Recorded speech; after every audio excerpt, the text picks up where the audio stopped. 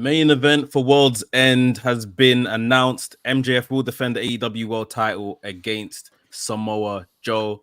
Before we get into all the happenings of Dynamite, we will have some opinions on what happened at AEW Full Gear over the weekend, as well as the Continental Classic. What's up, people? My name's Mekz, the WrestleManiac, if you will, back again with another edition of Revolution Radio. And I'm with my co-host, NK. NK, what are you saying? Yo, people, it's your boy NK, and man of the hour, too sweet to be sour. Back again with another episode, but we are not alone. We are joined by a very special guest.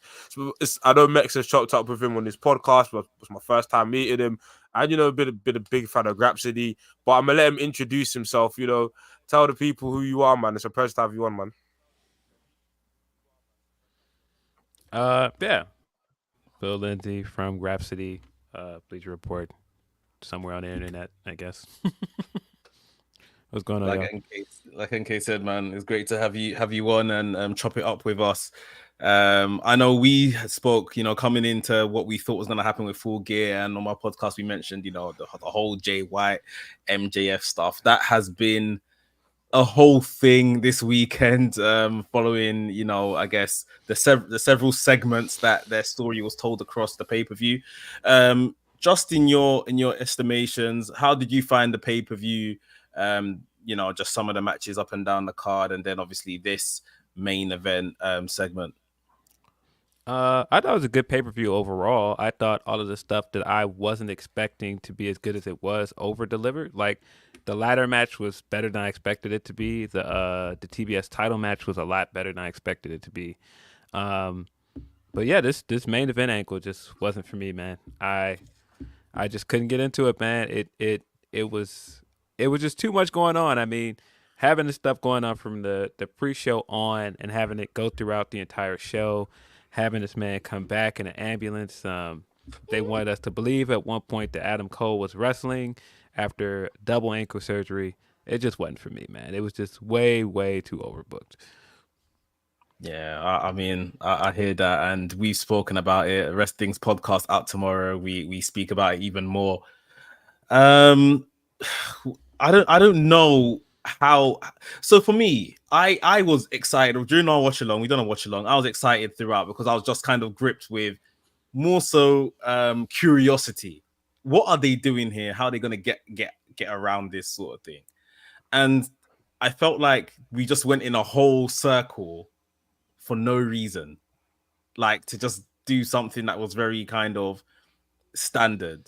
I mean, NK, I know pretty much how you felt about this, but especially coming out of the pay-per-view and now, you know, maybe catching some of what happened in terms of their angle on TV on the night on Dynamite, that is.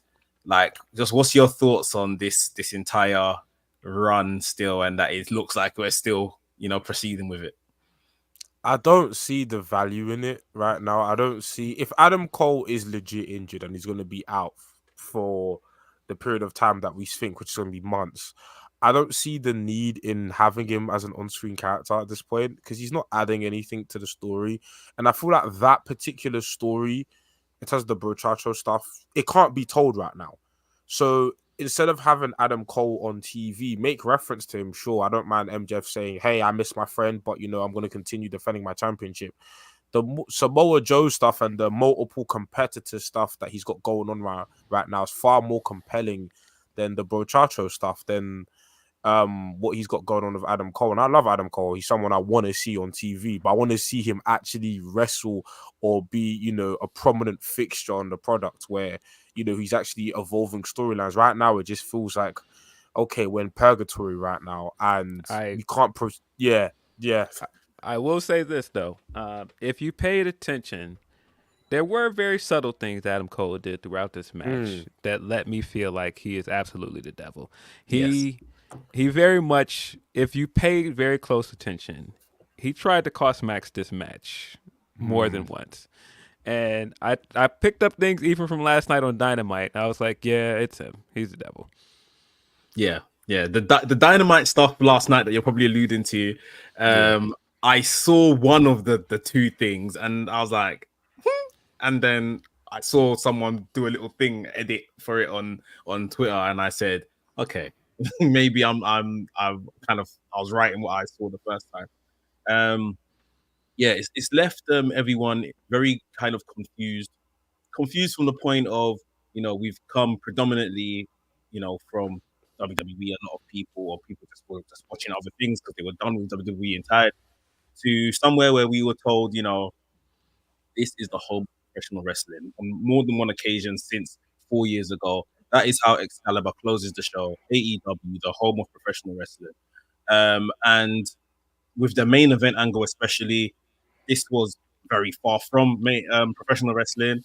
I mean, I watched Dynamite through and through last night, and I thought they're doing this up and down the card. It's not even just the main event. There was really, some places, and some places it's more bearable than others, admittedly, but they're really doing this. And for me, like, Phil, do you feel this is like Tony Khan and what he is moving towards? Or do you think with the pressures of AEW getting bigger, network executives maybe on his case, he has to alter the approach to maybe do what the guys from Connecticut are doing because they're successful and stuff like that? I think it's a case by case thing. To you guys' point with Adam Cole stuff, I think the Adam Cole stuff worked so well with MJF that they've leaned into it, and that's why you still have stuff like the Roddy stuff because that stuff was working. And so I think it's specifically the wrestlers deciding like this is working for me, this is working character wise for me, and so I want to keep doing it. Like specifically MJF, all of the MJF stuff from Full Gear and Dynamite. Um, it's very sports entertainment like, but that seems like that's the vibe he's going with. Even with like the Tony Storm stuff, I feel like that's working better, but it's still very kind of like sports entertainment, less on the wrestling side. And I mean, even that match from Full Gear, it was good. The finish was kind of awkward, but Yeah, it is what it is. Like I figured Tony was winning, and I think everything afterwards with Tony and Mariah May made it worth it. I feel like the segment last night was good, but at the same time, I could also see somebody at home groaning like this is more of what I don't watch AEW for. Yeah. Yeah. yeah, It's yeah. very, Someone very like me. Yeah, someone like me. It's true. I mean, I don't mind it because I watch WWE. So when I'm seeing this stuff over here, hence why I was probably, quite excited when I saw the whole Adam Cole angle on the pay-per-view. Although I'm still thinking like, what are you not doing, sort of thing. Because I'm used to that sort of thing. But ultimately, I didn't come here to watch the same product twice, Monday, Tuesday, Wednesday now. Like, I wanted something different. And yeah, of recent times, I just don't feel like getting that at all. Yeah, I feel like the Edge and Christian stuff is very like sports entertainment, but that's why I'm like I feel like it's depending on Case what by that case. wrestler wants to do. Yeah. And also, I guess with Edge and Christian, because they come from that environment, Yeah, and like especially like Edge like coming from WWE straight into AEW, it's like we're more forgiving of that because like okay, like this is literally your bread and butter in your DNA. Where someone like an MJF, for example, yeah, he's kind of like he's always been a showman, but like throughout his tenure in AEW, and even within this title run, we've seen him like be more of a professional wrestler, whether it's the feud with Danielson or the feud we always talk about with MJF when it comes to CM Punk. The direction of that feud was tremendously different from what we're seeing now. So it's a lot more jarring when we see a guy, that we think is not cut from that cloth start to like adopt mannerisms and characteristics that we see over there versus the Edge and Christian where we kind of know that listen, they're from there, they were built over there, so them bringing that stuff here, it's inevitable. yeah. I mean, MJF is a guy that has been doing Yeah, more of the character-driven stuff for his entire time with it. I mean, he did do the dinner debonair and all the rest of that true. stuff. So, I mean, it isn't that far away from what we could expect from him. Yeah. Well, we went from that to then thinking that, we are getting ultimately what we've been wanting since the company began in a real professional wrestling tournament. Continental Classic was announced maybe a week or 2 weeks ago at this point. By the end of the pay-per-view, 4 names of the 12 had been revealed. those names being Danielson and Andrade, we already knew. And then on the pay-per-view, they announced that Mark Briscoe and Eddie Kingston were entering the tournament as well, with Eddie Kingston putting up his belts in every match he was going to be in. Since then, they've slightly altered that to, the winner is just going to take everything. But yeah, we probably left that pay-per-view as well thinking, well, if this is starting on Wednesday, where are the rest of the names of, the other how many guys that are going to be in the tournament? And WWE, AEW quickly pulled themselves together. They put on a live stream show yesterday, I think it was, announcing the rest of the field, as well as obviously kind of re-announcing those that were in it. I thought it was pretty well done. Something like that I felt probably would have went down well on TV, not as long obviously, but just something. We were talking about on a podcast making it more like, similar to the G1, doing press conference and all of this kind of stuff, since that's what they're kind of going for anyway.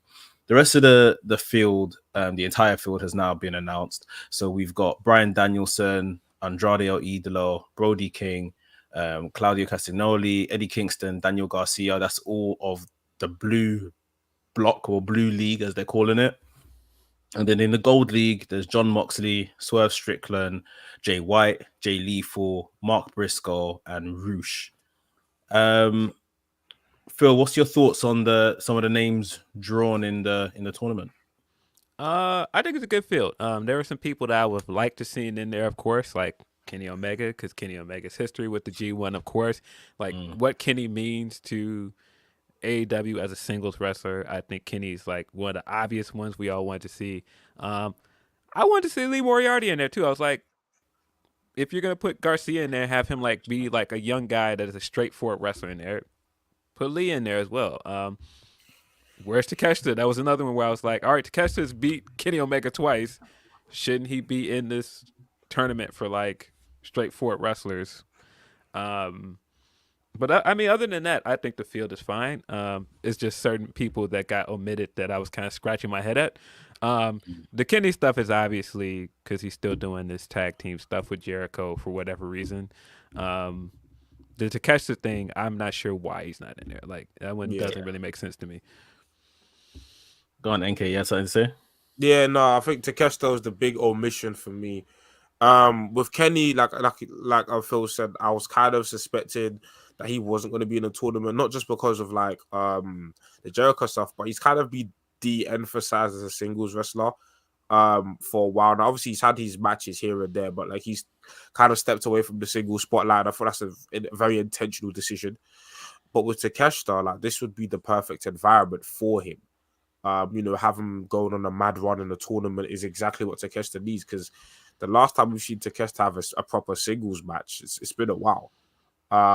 So I think a tournament like this could have definitely revamped him and heated him up. But other than those two guys, I think obviously, you mentioned guys like Roosh, obviously Swerve, who had a tremendous showing at the pay-per-view. These are, even Brody King, these are guys I want to see in this tournament setting. I think a lot of guys could benefit from this, especially somebody like a Brody King who doesn't often get the chance to wrestle singles matches, but when he has, I think back to the matches he had with Darby, the matches he's had with Andrade, like he's always like impressed. So a tournament like this would be a perfect platform for someone like Brody King. For me, I thought someone from House of Black is going to be in this, and I thought it should have been Buddy Matthews. Yeah. Brody had a bit of that singles run. Was it earlier this year or sometime last year? And obviously, like Brody's over, anyway. And you see him accompanying Julia Hart and stuff now. Like, I feel like Buddy needs this. Like, he needed this at the very least to just come out and wrestle and just get over with his actual skill. And again, the opportunity, I guess, is not there for him this occasion. Who are you guys like early favorites? I was thinking, because of the Ring of Honor, the whole Triple Crown thing, I think they might have Eddie go all the way. Which I don't particularly want. I do like Eddie. I know like Eddie's a polarizing character online. Some people love him, some people hate him. I quite like Eddie. But I think if I'm thinking, okay, who's gonna go all the way, I think it might be him. I think that's the safe option. If I'm picking wild card, Roosh, just because I see Tony Khan has a lot of investment in him. I think there are more likely picks than Roosh, but if I'm picking like a wild card, Roosh is probably my wild card. Phil, what do you think? Just because of just some of the stuff around this tournament, the fact that the guy that probably is the reason why we have this tournament, because he's been saying he wants to do the G1, but he's clearly not going to do the G1 because of his age and a lot of other things. I feel like Brian has to be a favorite. Because of his connection to Ring of Honor, the late career stuff with New Japan now, I feel like it makes the most sense to have him be the guy that unifies those belts. But I also know that Brian doesn't care about being champion. That's very clear. He doesn't care about being champion. And I could very much see him backstage being like, I don't want to win it. But it makes the most sense for him to win it based off of everything we know about this tournament. So I think he's got to be the favorite. The fact that he was the first guy announced as well, a lot of that kind of lends to him being the guy that wins it. I don't know if I believe that, though. Outside of Brian, if we go with the assumption that he doesn't want to win it and he gets his way, who do you think takes it home? If it's not Brian, I can see Eddie going all the way. I kind of don't think Eddie's winning though. I for whatever reason, I kind of don't think Eddie's winning. Well, yeah, I think like you, I think to build the prestige of this tournament, it's probably a good move for Brian to win. At least we'll come around. Brian's the inaugural winner. When it comes around next year, people are somewhat invested. You don't really want to go too mid-cardish with this, or go with someone that following the tournament you may not do a lot with. It's a bit of a hard one. I don't know. You think of that visual of WrestleMania 30 of him holding both the belts up, and it just makes so much sense, man. I don't know why they wouldn't do that, other than the fact that Brian's probably just like, I don't want it. But if you're trying to convince me this is the end of his run as a singles competitor full time, why not just do it now? Yeah. What do we think of Swerve's chances in this tournament? Obviously, he just come from a massive win over Hangman. Swerve is the talk of the town right now. He's got a lot of momentum on this side. How do you think he fares in this tournament? I think he's gonna do really well. I don't think he's gonna win though. Just a hunch. I don't think he's gonna win. I think he's gonna do really well based off of last night in particular. I think this is gonna be another standout showing for him throughout the tournament. But I still think his first big championship win after the tag titles is going to be the world title. I think that's going to be his singles title win first. Yeah, I mean, it's become more and more in your face now that, he can't be denied, especially after the weekend. It's just like, this guy is so hot right now. We don't necessarily need to take the scenic route to the top with him. A lot is in place, and it looks like the fans are ready for it as well. Obviously, NK just brings up Swerve. We'll use it to kind of segue into Dynamite, where that was the first match of the tournament. Swerve against Jay Lethal. It was a good tidy match from both guys. I would say I was surprised for them to put Swerve. I thought putting Swerve out was a good first move because of obviously all the good stuff he done over the weekend. Mm-hmm. At the same time, I thought, we're not gonna sell the madness this guy just went through on the weekend. Like, to put him out first, there was a little bit of the kinesio tape over his shoulder, and I was just thinking, is that it? Like, couldn't we have just said, Swerve isn't around 1 week, didn't pass the medical, he comes back next week? I feel like maybe they just really just wanted to capitalize on, the noise around Swerve and put him out there, open the show, put him out first, which I get. But I'm not sure story-wise. I feel, again, if this was 2020 AEW, they wouldn't have done that. They would have played into the whole death match a bit more, personally. Oh yeah, that's what I think. But yeah, the match was really good between him and Jay Lethal. He put away Jay Lethal with a stomp right at the end. Anyone catch the match? Any favorite bits in this? I thought the match was solid. I think the match was a really solid match. I think, I'm happy Swerve is in the tournament. Because I do think the best way to like keep him hot without like putting him in the feud immediately is have him wrestling regularly. And there's a lot of guys in this bracket specifically, Swerve, and Swerve versus Moxley, Swerve versus Rouge, Swerve versus Jay White. There's a lot of guys in this bracket that he can mix it up with and that produce on absolute bangers. And I feel like the G1, I feel like these tournaments, they kind of not start off slow, but like they build. Like we're gonna get the bigger matches later on, and I like the fact that the benefit of a round robin tournament, like we all know, is the fact that we are gonna get all of these matches. So it's not one of these things where we see the tournament bracket and like, oh, we were denied this potential match, that potential match. I feel like Swerve is really, by the time this tournament ends, whether he wins it or not, we're gonna be looking at Swerve like, wow, like what a run he's been on. So I'm more so, this match was fine, but I'm just more so excited to see what lies ahead of him in regards to like the other matchups in the tournament. Just on that point, I feel like the G1 tends to, of course, though, you'll book it and leave your bigger like opponent clashes to maybe later on, but I feel like the matches start more with a bang. And on the night on Dynamite, that's one thing I'd say that I don't feel like I got. Like there wasn't like, of the 3 matches we got, I wouldn't say there was like a banger that absolutely made me think, oh no, this tournament's gonna be amazing. Yeah. I mean, well, you couldn't start right away with Brian. I think that was part of what hurt it. Because I'm not sure if he's ready to go yet. Oh yeah, he's high. Yeah, so I don't know.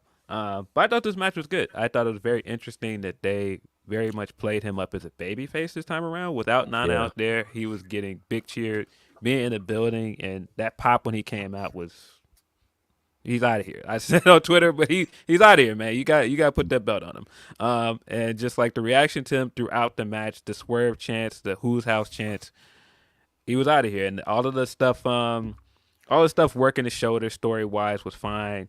But I mean, I think everybody knew that Swerve was winning this match. Nobody thought Jay Lethal was winning this match. But at the same time, like I thought Jay Lethal played his role very well here in getting people to root for Swerve here as opposed to booing him.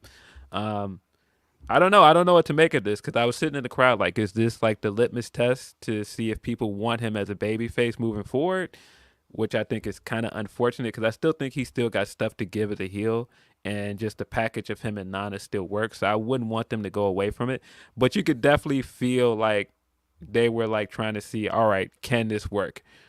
For sure.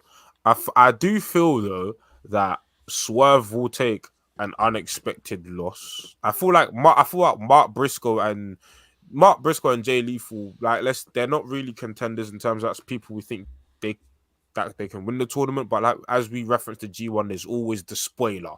There's always the person that just halts the momentum of like somebody who's doing well. And honestly, like I'm looking at like whenever Mark Briscoe and Swerve face off, and thinking maybe Mark Briscoe might play spoiler for one of the guys we assume, and obviously Swerve's a major candidate in this tournament. So I'm keeping my eye out for. There's going to be an unexpected loss for sure. I thought that was going to be the main event. Honestly, This is it. I'm thinking like even with that, of course they've got the rule for a draw, for the time limit draw. So Swerve doesn't have to lose. He might just not get enough points to finish first, sort of thing. Yeah.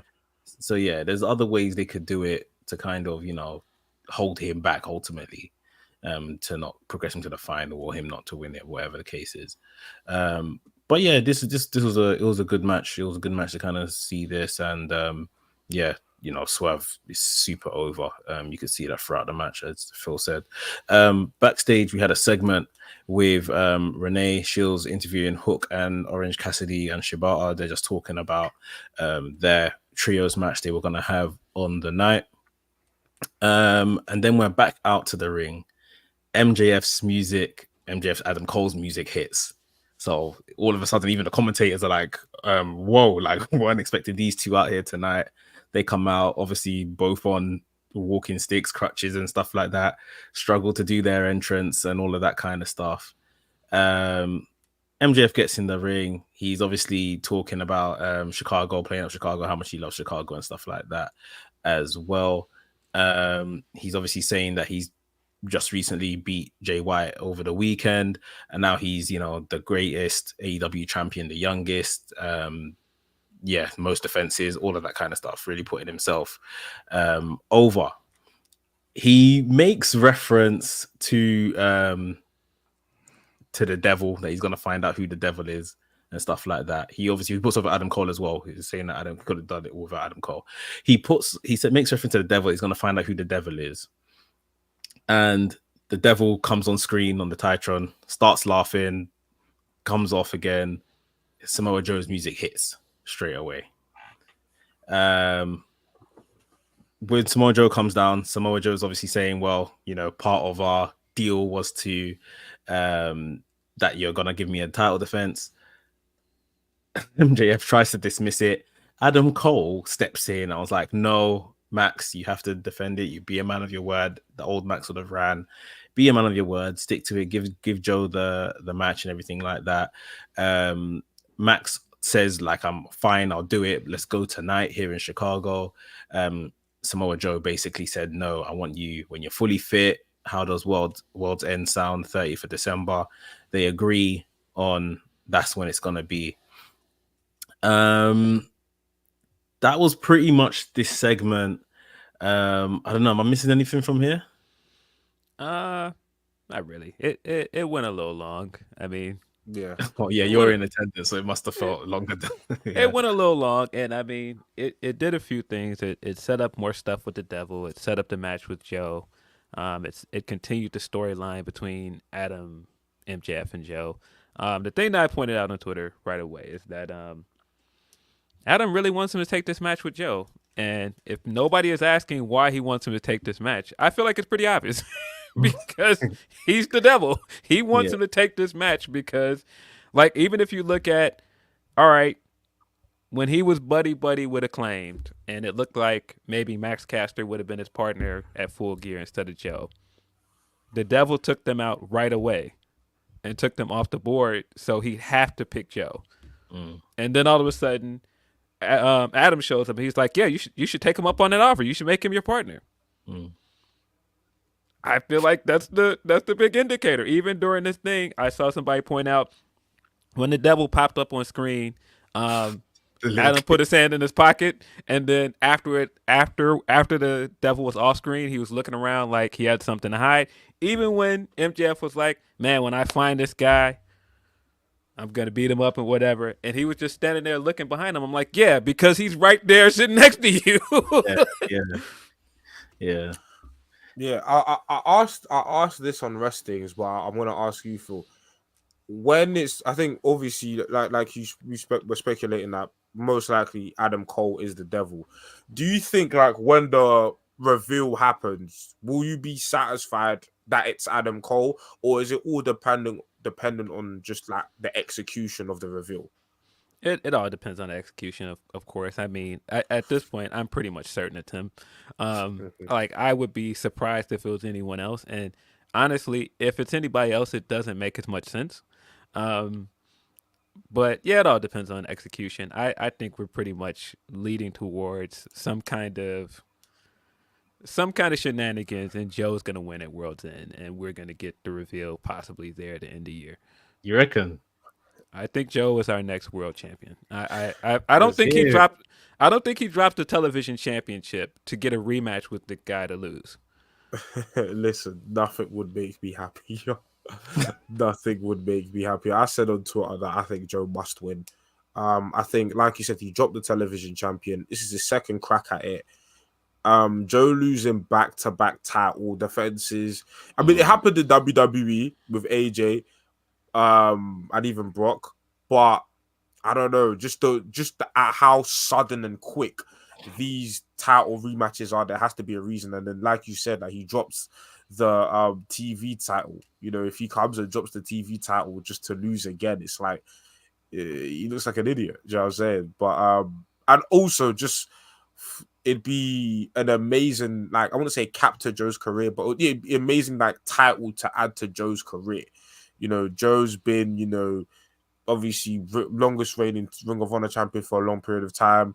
Had an amazing run in the X division, but then, and then the NXT title. This AEW championship will be like the final great achievement he has in an amazing career. It'll be the So, biggest like, title he's won. yeah. I agree. Yeah. And I mean, even if you look at Adam's motives, I mean, he injured himself helping Adam win that match in New Jersey, in the same place, in Long Island. So, nah, if it's not Cole, I don't know what we're doing, man. And I saw people saying the laugh makes it sound like it's Jungle Boy. I don't believe it. I don't buy it at all that it's Jungle Boy. There's story reasons why it could be Jungle Boy as well, but I'm not buying it. Apparently, there's rumors of Jungle Boy being affiliated with the Bucks. Apparently, I'm seeing stuff like that online because apparently the young Bucks are transitioning. Well, they're heels now, but they're planning to do a new stable. Mm-hmm. Yeah, I mean, right. they're all Cali guys, so makes sense. Mm-hmm. Yeah, that could be fun, and he could probably still do the direction. So that would be good for them.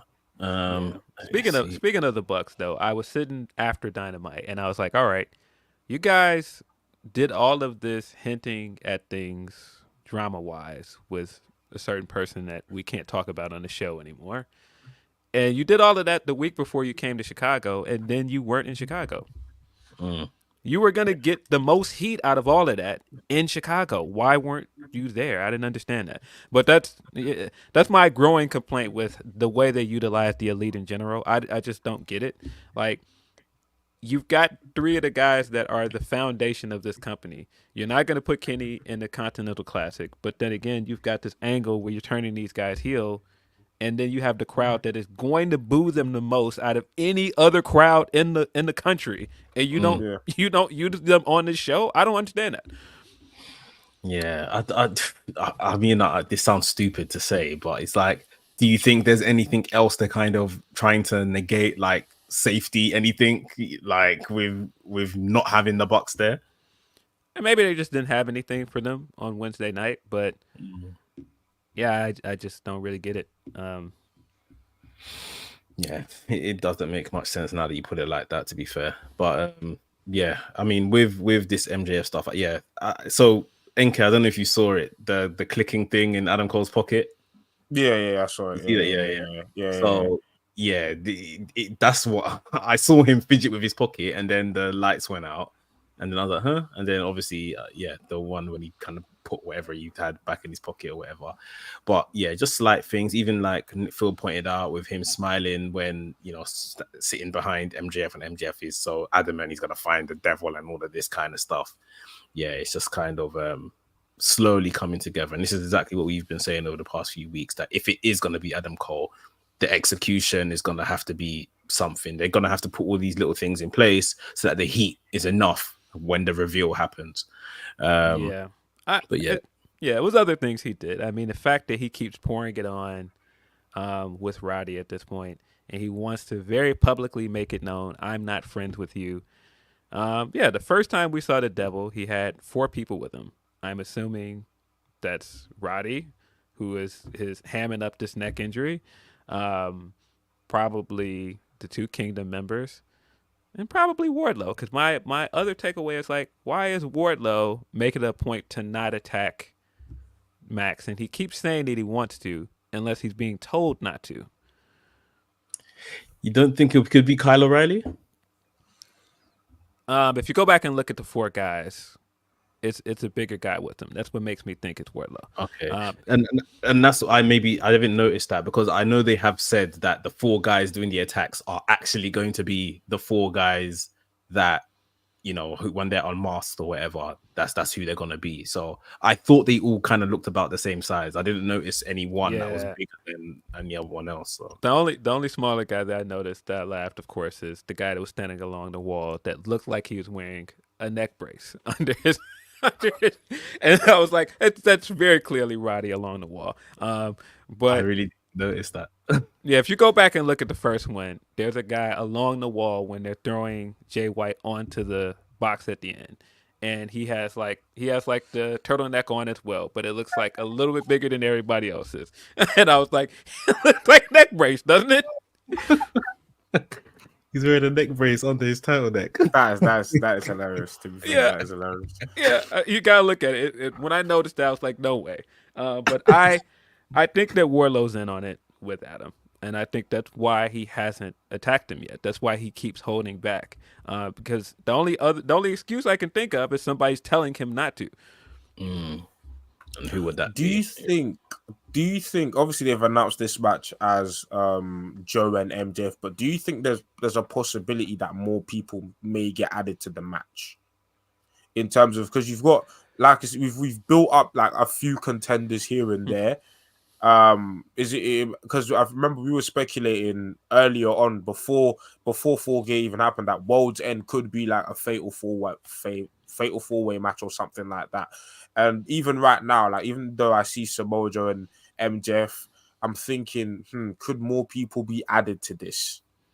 I think he's gonna have probably more title defenses before World's End. I think they're really going to build up to him losing. I don't know. That's just a hunch. Because, I mean, if you add anybody else to the World's End match, who would it be at this point? You're not going to add Jay because Jay's in the tournament. Yeah. Hobbs and Wardlow are the other people that kind of stated their claim that they want him and they haven't had a match. So Joe's obviously there. Jay's had the match. Omega's had a match. So it would just be Wardlow, Hobbs, and then Samoa Joe. Yeah. I just don't really buy that they've heated up Hobbs enough for that spot. Yeah, I mean, I think it would be dope, but I just don't really see it. Yeah. Well, you've made my day by saying that you reckon Joe's gonna win at the end of the year. I've got something to look forward to and stuff to kind of, I guess predict and fantasy book at this point. So I would love it. I would love it. I'd go ape shit. This guy has made all of this stuff very on the nose, and he's made it very overbooked. The name of the pay-per-view is World's End in his hometown. Yeah. I think he's losing. Yeah. No, yeah, I definitely thought the whole World's End thing, and this is where I've always thought the devil, because it's called World's End, where the devil would reveal themselves. I never thought it would be at Full Gear. Me neither. But yeah, we'll see. We'll see how it goes. But yeah, something to look forward to over the next 5 weeks. The next match we had on the card was the trios match: Hook, Cassidy, and Shibata against Jack Hager, Matt Menard, and Angelo Parker. Some decent action between these guys. It was just a fun match. Before the match kicked off, Cassidy reintroduced Danhausen, who's returned now. NK shakes his head. But yeah, it was pretty much a good match. For the finish, I think Shibata had one of these guys in the red rum. Hook had the other one, and then they tapped out to get the win. NK, what's your gripes? I'm just not a fan of Danhausen. I think he's all right, but I don't know. Like, Danhausen's never really. I think in the beginning, like, it was pretty fun in AEW with the curse thing, but I don't know, the Danhausen thing has kind of worn off for me. That's why when Danhausen came out, I was like, oh, okay, he's back, but it was fine. But but this match was fun. It's always a treat to see Shibata wrestle, of course, and then I'm liking just seeing Hook wrestle more and seeing like more facets to Hook's game as a wrestler, because before it was squash match, which I understood why, because he was still pretty, new to wrestling, but now, he's becoming more experienced as a wrestler. And then just, I know that they've been like almost teasing him and Wheeler Yuta at some point. I really want to see those two like go at it at some point. But yeah, I'm happy about this, and obviously, we'll see where this leads to in terms of Orange Cassidy as well, because obviously Orange Cassidy got back, retained the international title. Where do we see Orange Cassidy going from here? Do you think I don't think he's gonna have a run as long as his previous run, but how long do you see him holding the title for? And are there any like prospective competitors that you'd put in that international title mix? I mean, I think the big one, because he's not in the Continental Classic, is Takeshita. He has the most claim to a title match because he beat one of the best singles wrestlers in the company.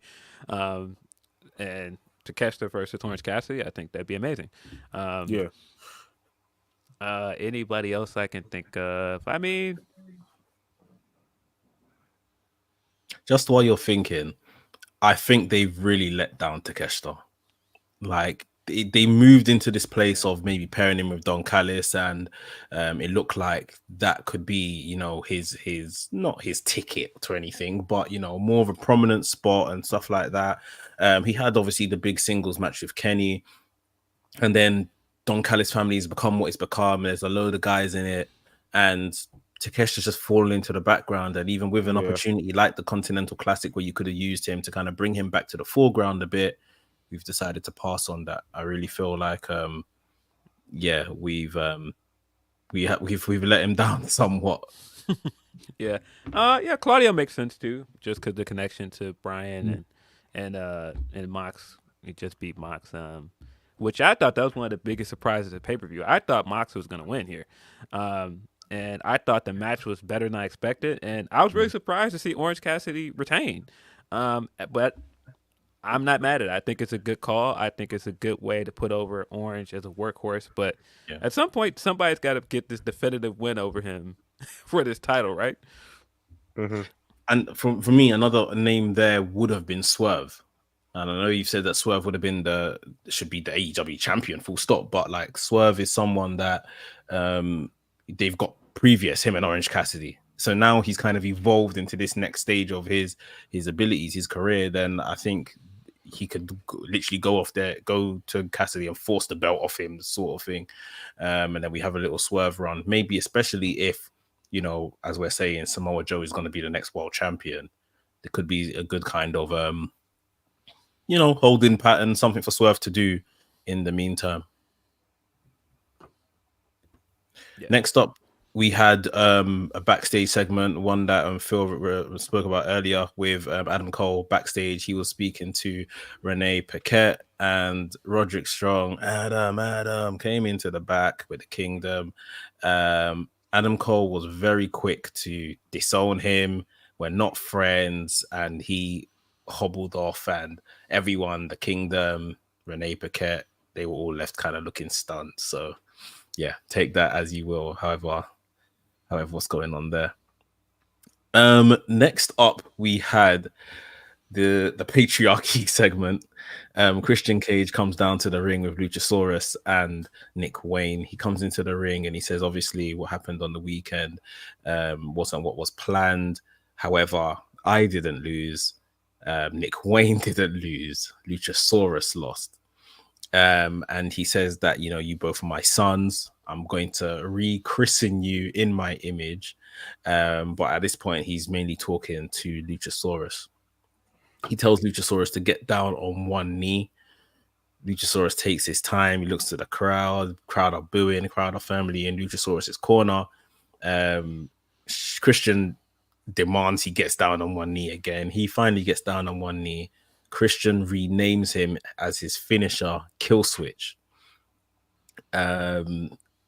Then he turns to Nick Wayne, says Nick Wayne can do no wrong. Nick Wayne is my son.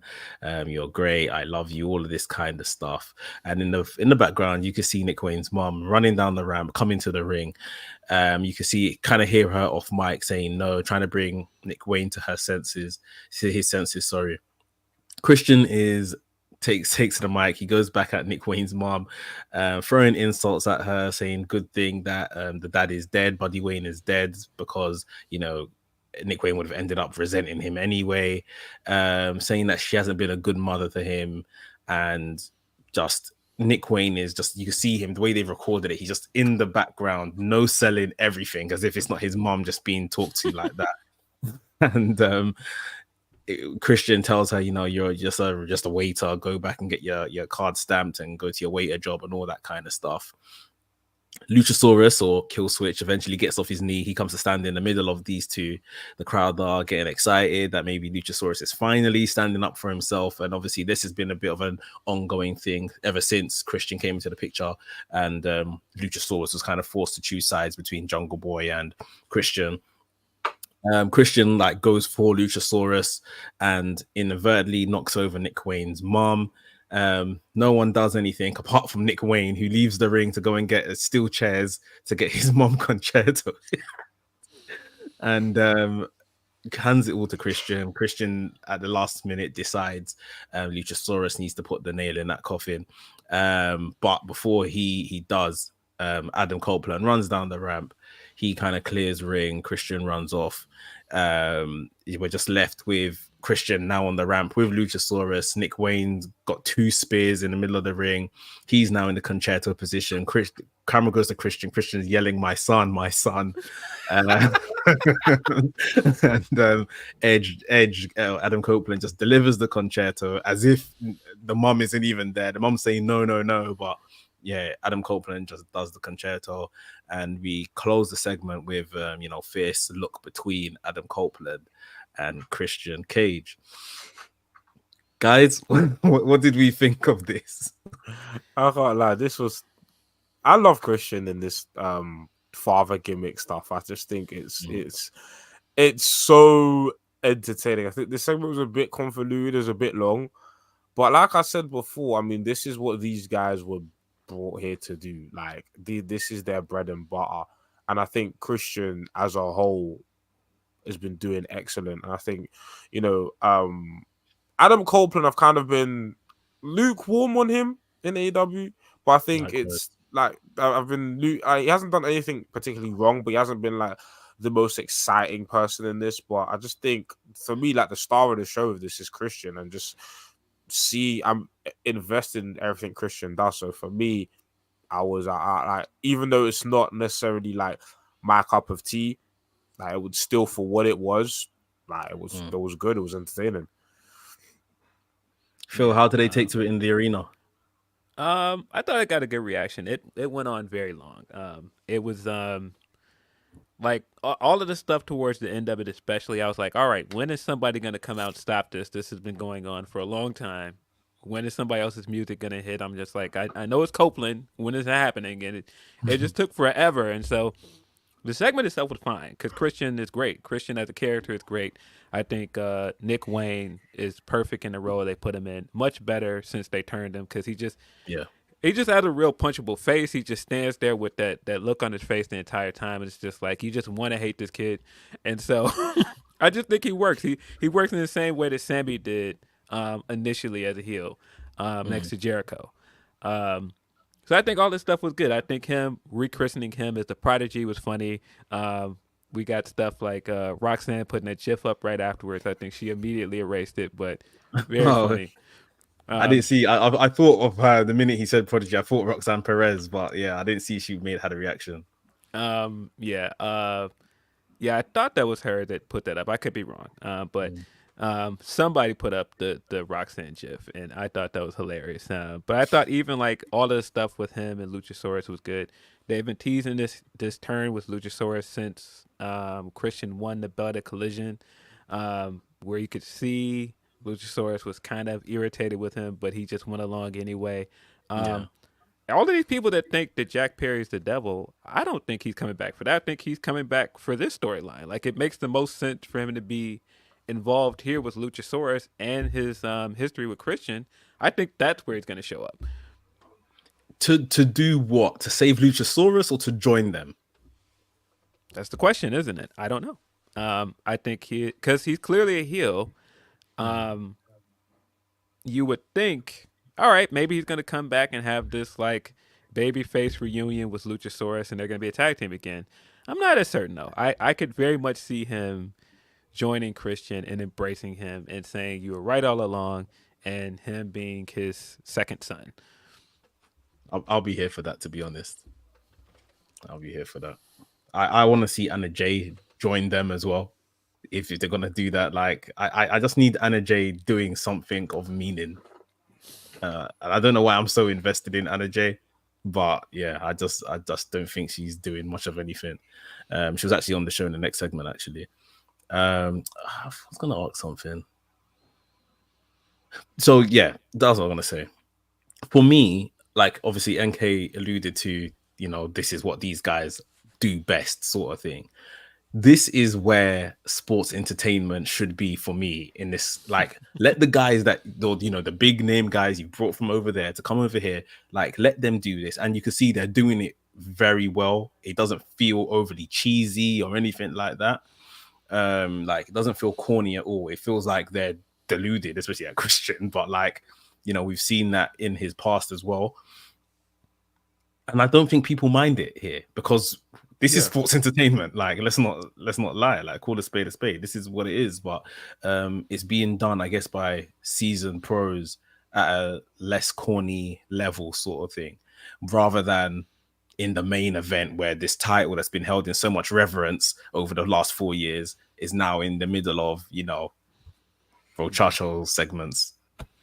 Yeah, I mean, it's funny when you really think about it because the original AEW World Championship run was Jericho, and Jericho was very much doing sports entertainment stuff the first time around. But I think, like, I don't know, man. I just think people have this idea of what AEW should be. And I mean, you can make an argument they've been doing sports entertainment stuff for a lot of these AEW World Title runs. Because even think of Kenny Omega's stuff. Kenny Omega's stuff was very like hammy and cartoony as well. Yeah, it was at times, but I think he had obviously when it was time to wrestle, like it was different sort of thing. Yeah. So, and I think with the Kenny Omega stuff was like you had the ongoing stuff with Hangman, which was like the most compelling thing. I think to a degree, I think there's always, especially with these title pictures, there's always a bit of like hamminess and entertainment, but it never felt like a detriment to the actual title itself. It never felt like it took away from these things, where I think the frustration that I'm personally having with the MJF stuff, where it feels like this stuff is kind of starting to overshadow the title itself to a degree, especially with the Full Gear ending. But yeah, there is an argument that you could make, like, for most of these title runs, except for Moxley, because Moxley was just straight up like, I'm John Moxley, I'm a badass, like I'm not doing anything. But that they do have a degree of happiness. I think all of these things is just all about, I think, execution, like I said, execution and how much emphasis is put on these things and so on and so forth. Yeah. Moving on backstage, we had the ex-JAS guys, Matt Menard, Angela Parker, Jake Hager, with Anna Jay backstage. They're fighting, they're arguing, they're upset because they just lost their match. Anna Jay wants the attention back on her. It was her interview with Renee, saying that she's going to go out there. She was in a women's three-way match on the night. She was making sure that Angelo Parker, who obviously has a thing right now with Ruby Soho, was going to be in her corner and stuff. Next up, we had another Continental Classic match from the Gold Block, the Gold League, Roosh versus Switchblade Jay White. As they were doing this entrance, I was just saying to myself, there is no way Jay White loses here. Although, because I kept thinking Roosh is obviously right now, we know, like NK said, TK is very hot on him, but there's the Jay White can't come and lose like that. No. That would be serious sort of thing. These guys had a very good match. Roosh is very entertaining. He wrestles at a very like intense level. Jay White was very good. In the end, was Jay White cheated to win, to get the victory.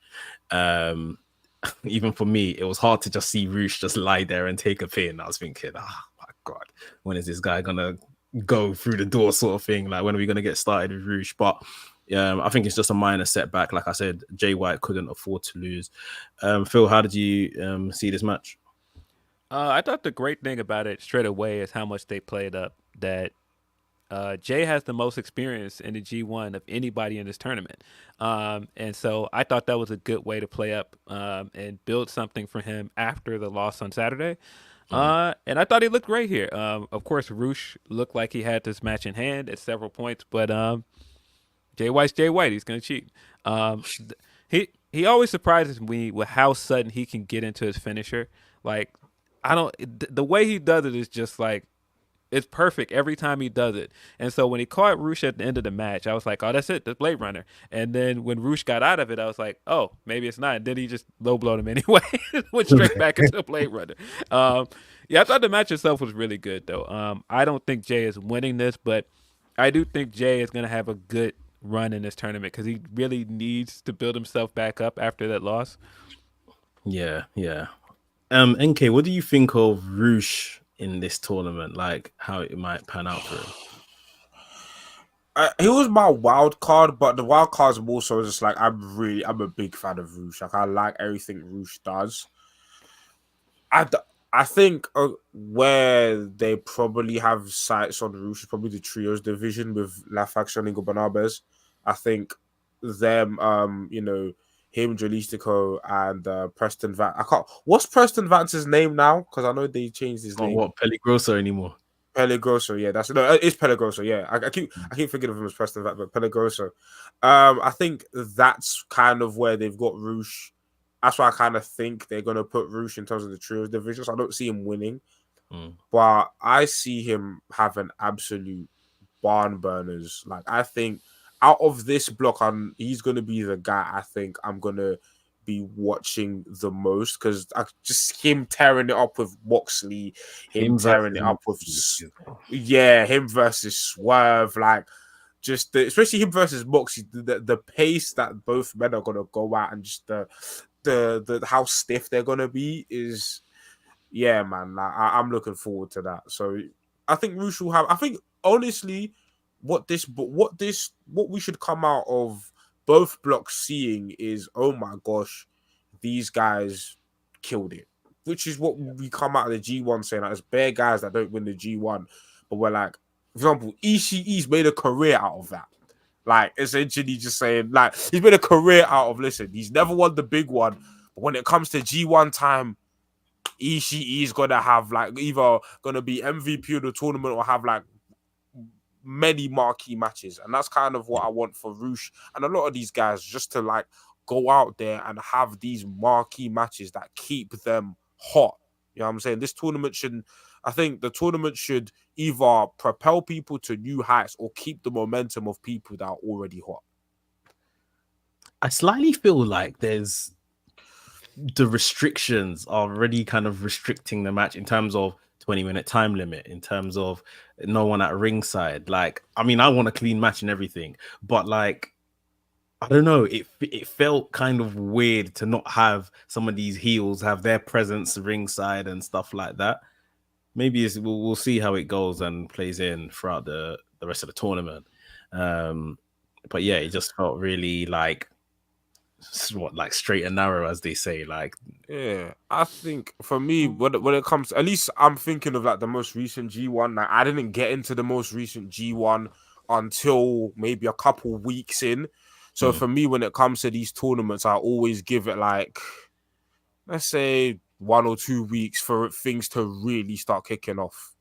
And then once, like, especially with the round robin stuff, once the stakes are established, once we've got people with points on the board and there's a lot more to play for, that's when these get interesting. That's when the false finishes, the time limit draws are going to start popping out. So yeah, well, I think once numbers are on the board, things are going to really start heating up.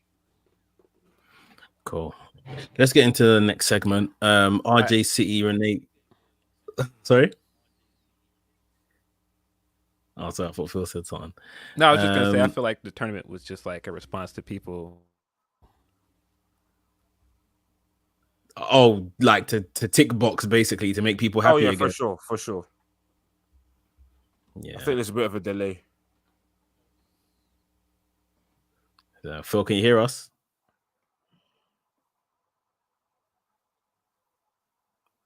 Oh, NK, can you hear me? Yeah, I can hear you. Oh. I don't know. We'll wait and see if Phil comes back. Yeah, so next up on the show, we had the segment with RJ City and Renee Paquette. They were hamming it up with this whole kind of awards thing. I guess just how Tony Storm would have wanted it. and introducing the new AEW Women's World champion, said Timeless Tony Storm together, and they panned straight away to Tony Storm in the crowd as if this literally was like an Academy Awards or something like that. She's obviously acting like she doesn't know what's going on, and she walks up the ramp with Luther, loses her shoes on the way up. She gets to the top of the ramp. She has a whole acceptance speech and everything like that. Mariah May comes out of the back and hands her the AEW Women's title. Before we get into obviously the women's section of what happened afterwards, NK, how did you see this segment? Yeah, I think the Tony Storm segments I think they're always better with direction. I wasn't a fan of the silent films, but with the AEW Women's title, sorry, and then now you've got Mariah May in the mix, they become a lot more bearable. I think they become a little bit more bearable. I don't love them per se, but like there's direction to them, so that's a step in the right direction, I guess. Yeah, he's much better. Phil, I think we lost you there. You back? Yeah. Yeah, I don't know what happened. It just started like lagging really bad. They just kicked me out. I don't know what happened. No problem. We're just talking about that Tony Storm segment. Her playing it up like it's an Academy Awards. She's just been given her AEW Women's World Title. Yeah, how did you see this segment? And what's been your thoughts on the whole Timeless Tony Storm gimmick? I think the Tony Storm stuff is really good. I think the fans are reacting to it really well. I feel like when somebody's as hot as this, you kind of have to run with it, and you can see that whoever backstage really likes this, because I mean she's like a part of like the ads and everything to sell like AEWshop.com. She's doing those now. Like she was doing like the spots right before commercial breaks. Like she was doing the spots during like picture in picture sometimes. So it's clearly like somebody's like, this is really working. People like it. So I was wondering how they were going to handle this after the title won. And I thought that this was very smart. I thought the way that they did it with her actually being in the crowd and coming out and being excited. I thought the way she walked up the ramp and everything and tripped, all of that stuff was very funny. I thought her speech was funny. I thought the little character stuff they did during her speech was also really good, because she immediately was like, hey, anybody that is like a wannabe Tony Storm that wants to be me, you will not be me. You will lose. And you can see Mariah's face in the background like, wait a minute. Hold on. Yeah. I thought all that stuff was very good. I thought the standing ovation sign was very funny as well at the end. I thought this was very funny, man. Yeah. I thought they got this segment bang on. Like yourself, the minute they said Timeless Tony Storm and they panned to the crowd and she was there, like, oh my God, me sort of thing. I was in stitches. I found it hilarious. So yeah, they done a good job with this. And following this, straight after this, Sky Blue, she interrupted the award speech and came out, and she was doing her entrance. Obviously they were getting ready for the match between Sky Blue and Ajay and Ruby Soho. Before we get into that match, do you see Sky Blue as maybe the next contender for Tony Storm? Like they've been giving her a lot recently. Do you feel like she might be Tony's first defense? Yeah, and I was sitting there like, man, this is a lot of what people ask for with the women. They just want stuff to matter. And like, if you remember, like second time Tony was champion during the Outcast stuff, she did the press conference afterwards, and she was like, just give me any homegrown. I'm just going to beat him. Give me Sky Blue. And then she just got Sky Blue and just beat her like it was nothing. And so, of course, when Sky Blue got this like darker character, she would come back out and be like, nah, I want a rematch. So I thought this made perfect sense. Yeah. It was a good little bit before we got into their match. So yeah, like we say, Sky Blue versus Anna Jay versus Ruby Soho. I guess one of the main things that was happening within this match was this story being told between Ruby Soho and Angelo Parker, and Saraya not wanting Ruby to get distracted. The same with Daddy Magic trying to hold back Angelo Parker. In the end, the love between them was the distraction, and we saw Sky Blue get the win by pinning Anna Jay.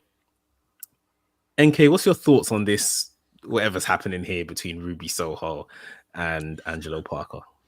I can't lie, it's entertaining, but I don't know where it's going per se. I mean, obviously they're leaning to a romance, but I don't know. It's always weird. It's always interesting when like male and female wrestlers interact, especially like because there's no intergender wrestling, so you're not building to a match. Yeah.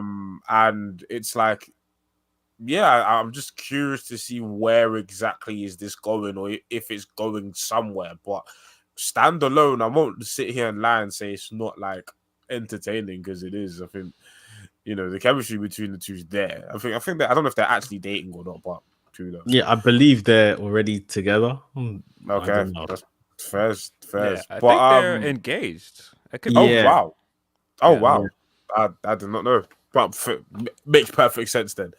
But yeah, I just don't know exactly where this is going. I'm not down on the segment. When they interact, I'm like, okay, that was cool. But yeah, I don't really have many complex thoughts on it. It's just like, yeah, I like it. Probably, I don't mind it, should I say, because I like the people involved. I want Ruby Soho to be doing something.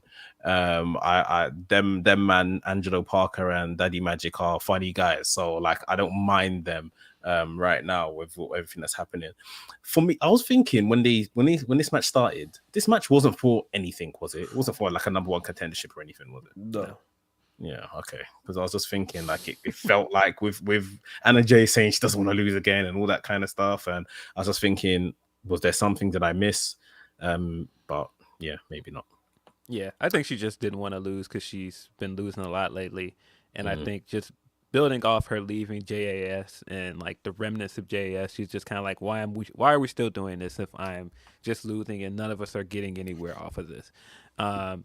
And so I think that the smart thing that they're doing here is that you have kind of remnants of two stables that are trying to figure it out, and they're now clashing with each other, and they're both looking around at each other like, why are we even doing any of this anymore?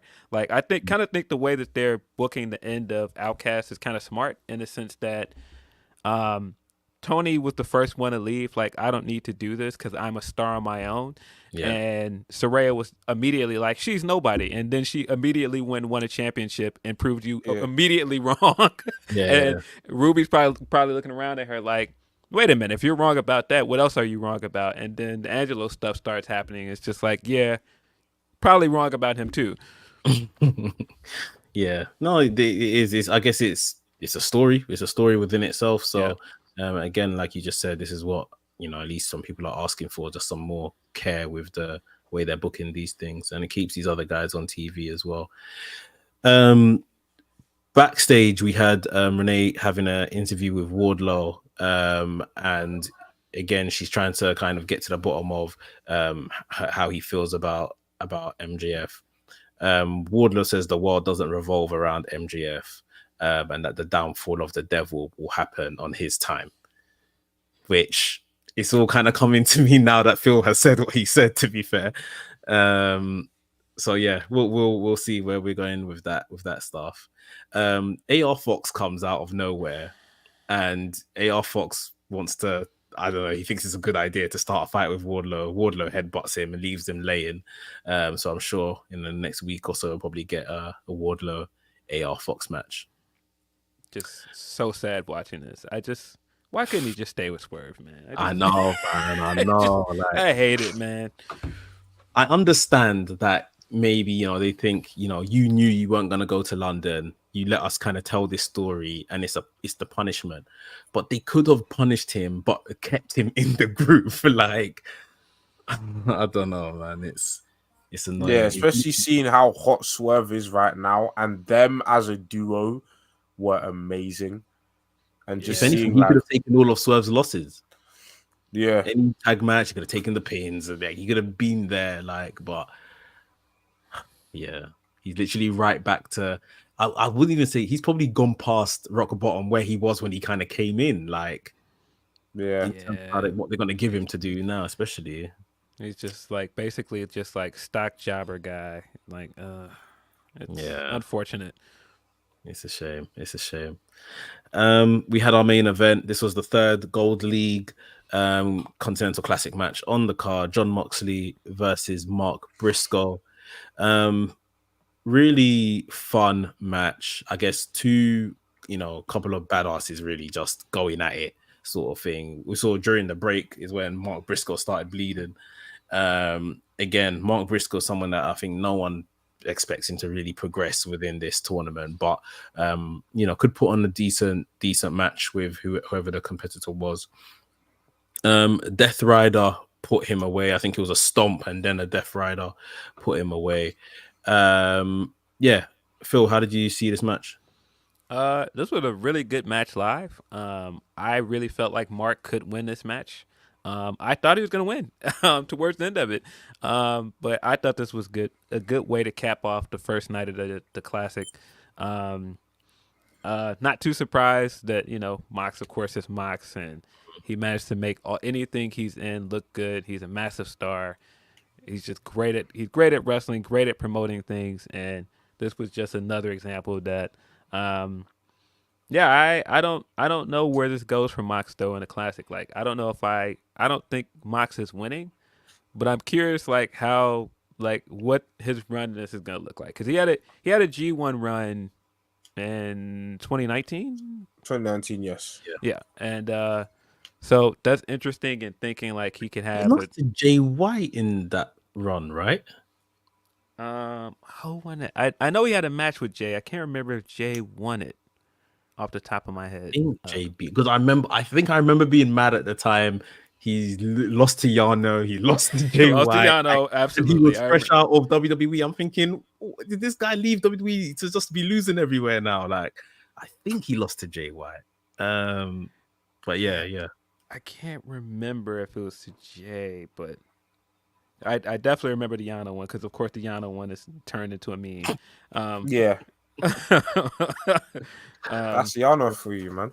I remember being so vexed. Like, Yep. He lost to Jay White. He lost to Jay White, innit? Yeah. Yeah.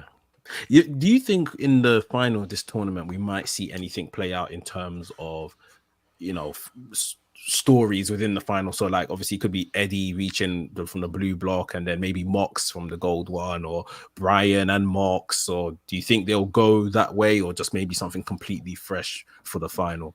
Because the final's the pay-per-view match, isn't it? Yeah. There's multiple avenues they could go. I don't see it being BCC versus BCC per se. I just realized we're gonna get Claudio and Danielson at some point as well. That'll be interesting. But because I predicted Eddie to win, I may think we get the Eddie versus Mox match. If Eddie does make it to the final, I think we might see Eddie Kingston versus Moxley run that back again. But I don't know. They could do a storyline based final, but with a tournament, you could just throw two people against each other that are really hot, and it still have the same impact. Yeah. So yeah, I think I'm not too sure, to be honest. Yeah, I agree. I think if the finals are Eddie, I think Eddie Mox makes the most sense. Yeah. Other than that, like, story wise, I think there's other things you can do. Like you said, Claudio is in there, of course, and Claudio versus Brian makes a lot of sense. Swerve is in the gold block. That's right. Yeah. Brian's in the blue block. I was about to say, I wonder, are they going to give us the Brian Swerve rematch after Hangman cost him the match? But they're in different blocks, aren't they? Because Swerve is in the gold block. Yep. So that could be a final. Yeah. That could be a final. So yeah, it's very interesting. I think it's gonna be interesting to see how they book this. Even like we're saying, people like Roosh that may not go on to win. If he gets like a big scalp, if like Roosh beats Moxley or something like that, that could be enough for him, sort of thing, to then leave the tournament with something in that respect. The tournament looks good. Like, I think from Collision, we're gonna see some good stuff. Collision has largely been the quote unquote wrestling show as well. So if that plays into some of these matches, then we're in for a good time. But that was Dynamite. Any last thoughts, guys? Anything you're looking forward to in the next few weeks and stuff? Yeah, I think for right now, I'm liking the blue block slightly a bit more than the gold block, just slightly. I think just Claudio in there mixing it up with a Brody King and an Andrade. You know, I think that excites. I'm very excited to see what the blue block offers. But overall, like I think this tournament is kind of something we've all been crying for, and just I want to see how it turns out. You know, I know there's going to be a week where one of our favorites loses and the internet has a meltdown. I know it's going to happen. It's supposed to happen. It's These supposed to things happen. these things are supposed to happen. Like and I'm kind of waiting for that week where like a top guy loses and the internet melts down. I'm waiting for that. I'm waiting for that. Anything you're looking forward to, Phil? Yeah, I think this is smart. In the last month of the year, you have 2 shows now, 3 in Rampage. You have a lot of time to put on matches. So yeah, this is a good way to entice people to watch all 3 shows. You know, hopefully this tournament is everything that they're leading up to. I do think it's smart to coming out of people having this criticism of the company being very sports entertainment based and having this very unpopular main event to go here's a straightforward wrestling tournament, no shenanigans, no frills, just straightforward wrestling. I very much feel like Tony was like, all right, you know, if this is what you guys want, here it is. Especially given what he said in the scrum, where he's just like, put your money where your mouth is. If you want this tournament, you know, here it is. Yeah, which I think was a bit of a careless thing to say. It was a bit much, but it very much felt like a response to people that didn't like the main event. Yeah. Big up our guy Knowledge. He's come through last minute. He said just to finish this episode of Dynamite. What a completely unspectacular episode. I mean, for me, like I said, I think the episode as a whole was all right. Like, I don't have any issue with it. My only thing was comparing it to the G1. I thought they would have really given us like alpha level for at least one of these matches to really entice people. Maybe they're leaving that for later on. Maybe they're leaving that for the final. Who knows? But other than that, yeah, I think it was just a good, solid start. Collision would be really good. This one, the matchup is going to get over there, and then yeah, we'll see where we go with this. And more than anything, what I'm looking forward to now is World's End. I want to see what Phil said come true. I want to see take this title, and it all makes sense. Like, yeah, I think it's time. They've given MJF the longest reigning run. He'll probably, like we're saying, rack up some more defenses between now and next 5 weeks. And he's done a very good job. But it's just time. It is just time to move on to someone new, something else. Last thing, because I put this out there today with when I think NK tweeted like he wants Joe to become champion. I said, yeah, I second this. And then people said, obviously, Joe, his age, this, that, and the other. I said he could be like a nice little transitional champion. How would you book Joe's run, Phil? How would you keep him as a long, like not MJF long, but how long would you think he could be, or who would be waiting in the wings to take it off him, etc.? I don't think it needs to be a long reign. I think you can book him like a good 3 or 4 month run, and that would be good. Like I said, to me, it's gotta be Swerve soon, and it makes a lot of sense for Swerve to win it at Revolution. That's where he debuted. That's and other things on that card, like the Sting match and whatever. I wouldn't be mad at that. I wouldn't be mad at him holding it up to Revolution. Yeah. And I think even with the fact that we are getting monthly pay-per-views at this point, even for every pay-per-view he's held it's going to feel just slightly more important. It won't feel like 3 months and that was it. He's going to feel like he's had probably some TV defenses, he's had the pay-per-view defenses, so it's going to feel like he's held it for a significant amount of time. Yeah, they've got, because they usually have the New Year's shows anyway. So maybe like if he wins at World's End, he has like defense on first title defense on one of the New Year shows. and then have a few Dynamite. I think maybe you could just have a few Dynamite defenses, and then if you've got one pay-per-view in January, have that pay-per-view in January, and then when it comes to Revolution, like Phil said, drop it to Swerve. The only question is, if I still think Swerve will be a heel by then, and Joe is established as a heel at the moment right now, will Joe versus Swerve kind of work, or do you transition one of them into a babyface by that time? Yeah, I don't know. I mean, obviously, I think if you're just looking for a match in between there, Darby makes the most sense. They have history from Yeah, the TNT title stuff.